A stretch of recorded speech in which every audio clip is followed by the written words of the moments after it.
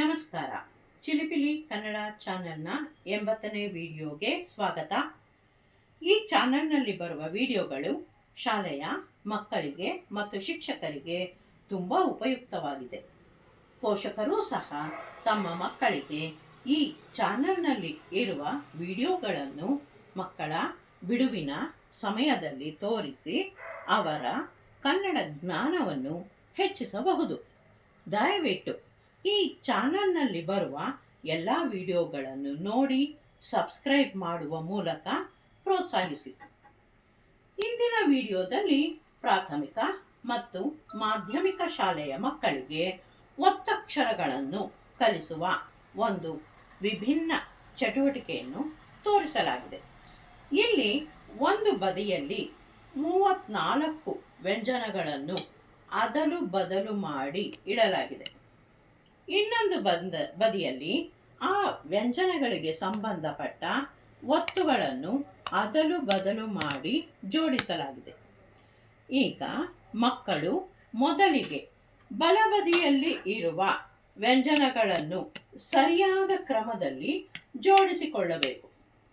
ನಂತರ ಅದಕ್ಕೆ ಸಂಬಂಧಪಟ್ಟ ಒತ್ತುಗಳನ್ನು ಈ ಪೆಟ್ಟಿಗೆಯೊಳಗೆ ಸೇರಿಸಬೇಕು. ಉದಾಹರಣೆಗೆ ಕ ಅಕ್ಷರಕ್ಕೆ ಅದರ ಒತ್ತಕ್ಷರ ಕ ತೆಗೆದುಕೊಂಡು ಈ ರೀತಿ ಜೋಡಿಸಬೇಕು. ಕಾವತ್ತು.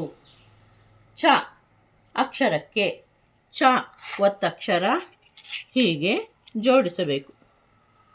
ತ ಅಕ್ಷರಕ್ಕೆ ಟ ಒತ್ತಕ್ಷರ ಹೀಗೆ ಜೋಡಿಸಬೇಕು. ತ ಅಕ್ಷರಕ್ಕೆ ತ ಒತ್ತಕ್ಷರ ಹೀಗೆ ಜೋಡಿಸಿ ಇಡಬೇಕು. ಪ ಅಕ್ಷರಕ್ಕೆ ಪ ಒತ್ತಕ್ಷರ ಹೀಗೆ ಜೋಡಿಸಿ ಇಡಬೇಕು.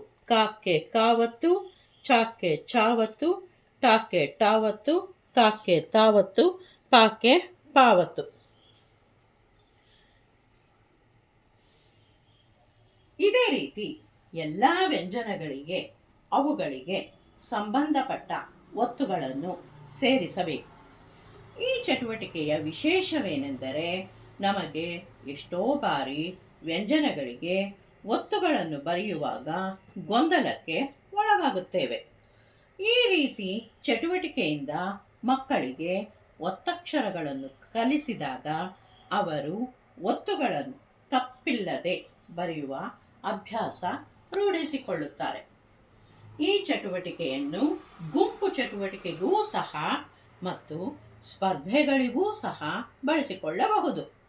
ಈ ರೀತಿ ವ್ಯಂಜನ ಮತ್ತು ಅವುಗಳಿಗೆ ಸಂಬಂಧಪಟ್ಟ ಒತ್ತುಗಳು ಒಂದೊಂದು ಗುಂಪಿಗೂ ಪ್ರತ್ಯೇಕವಾಗಿ ಕೊಟ್ಟು ಯಾರು ಬೇಗ ಮತ್ತು ಸರಿಯಾಗಿ ಜೋಡಿಸುತ್ತಾರೋ ಅವರಿಗೆ ಬಹುಮಾನವನ್ನು ಕೊಡುವುದರ ಮೂಲಕ ಮಕ್ಕಳಿಗೆ ಕನ್ನಡ ಕಲಿಕೆಯಲ್ಲಿ ಆಸಕ್ತಿಯನ್ನು ಹೆಚ್ಚಿಸಬಹುದು.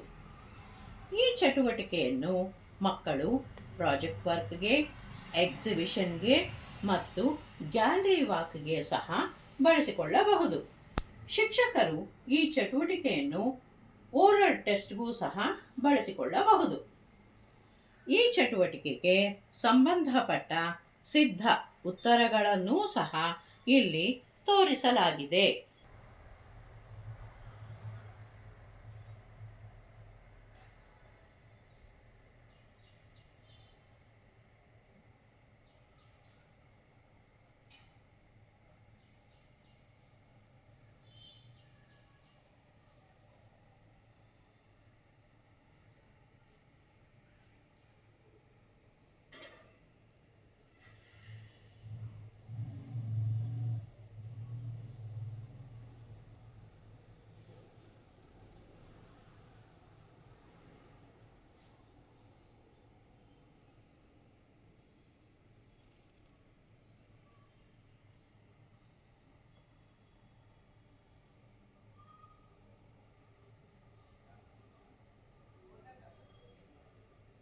ಧನ್ಯವಾದಗಳು.